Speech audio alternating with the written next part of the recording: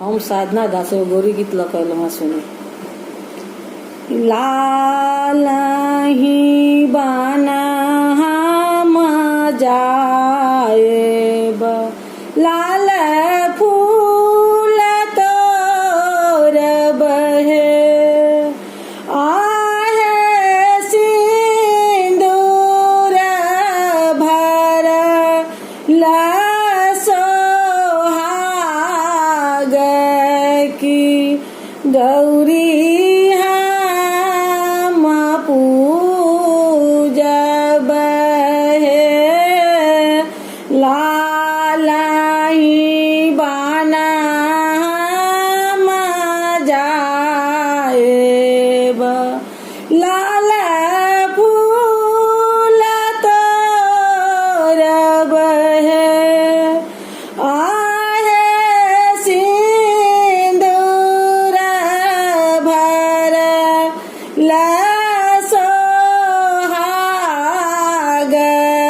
की गौरी हम पूजब हे। पियर बाना हम जाएब, पियर फूल तोरब हे, आहे सोनाही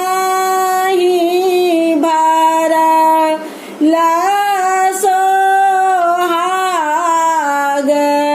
की गौरी हम पूजब हे।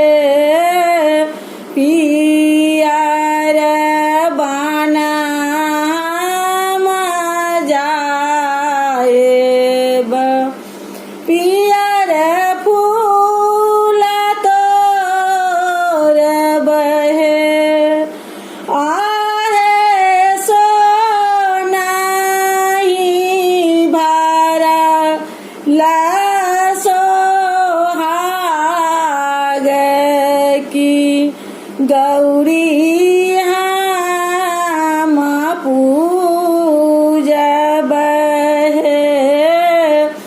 हरियर बाना हम जाएब, बेला पत्र तोरब हे, आहे पानाही भरल सोहाग की गौरी हम पूजब हे। हरियर बाना हम जाएब, बेला पत्र तोरब हे,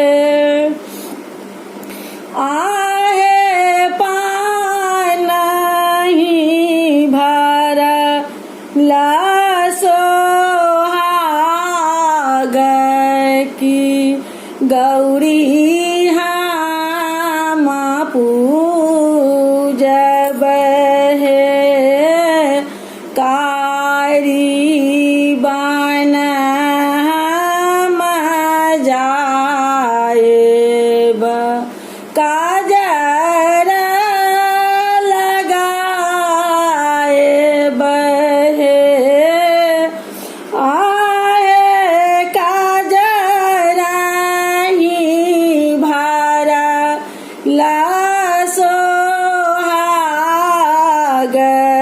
की गौरी हम पूजब हे। का